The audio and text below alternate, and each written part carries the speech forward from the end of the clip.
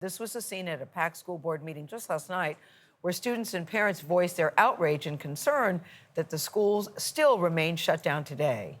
One major failure was a new bus routing system relying on technology. Another is a shortage of school bus drivers, a problem that we're also seeing in communities far beyond Kentucky.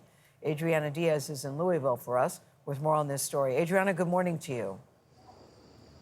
Good morning, Gayle. Most public school students here, 70% rely on school buses. Part of what happened here is that a driver shortage forced the school district to reduce and merge its bus routes. They had it all mapped out, but the rollout last week was so chaotic, most of school this week had to be canceled. This is how Latasha Gomez's kids are spending what should be their first full week of school, passing the time at their mom's nail salon. So how frustrated are you? I'm very frustrated. I feel like when I expressed it with someone over the phone in transportation, she kind of just blew me off, kind of like, it is what it is, nothing is going to change.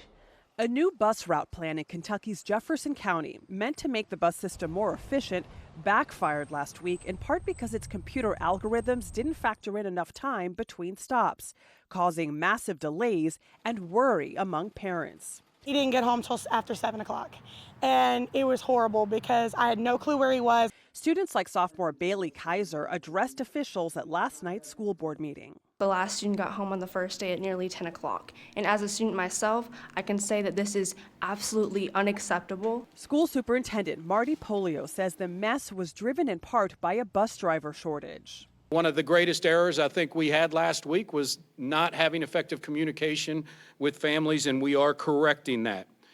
It's not just Louisville. Chicago public schools say they only have half the drivers they need, and classes start next week.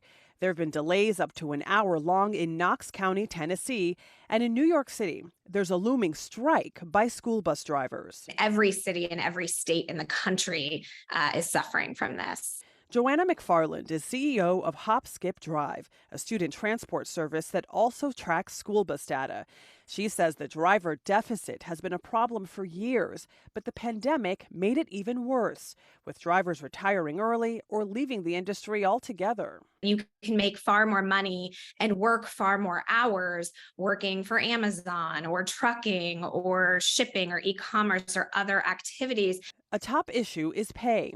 The average bus driver salary last year was about $42,000, and that's only if a driver works full-time. Many do not. In Louisville, Superintendent Polio says a bus system meltdown will never happen again.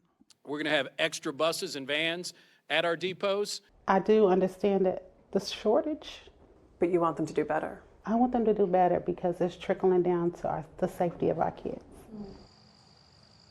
Parents like Latasha Gomez want schools to practice what they teach and come up with creative solutions. The school district says it is launching an app that will allow parents to track their kids' buses, which will be a relief to many. Dana? No doubt about it. Adriana, thank you.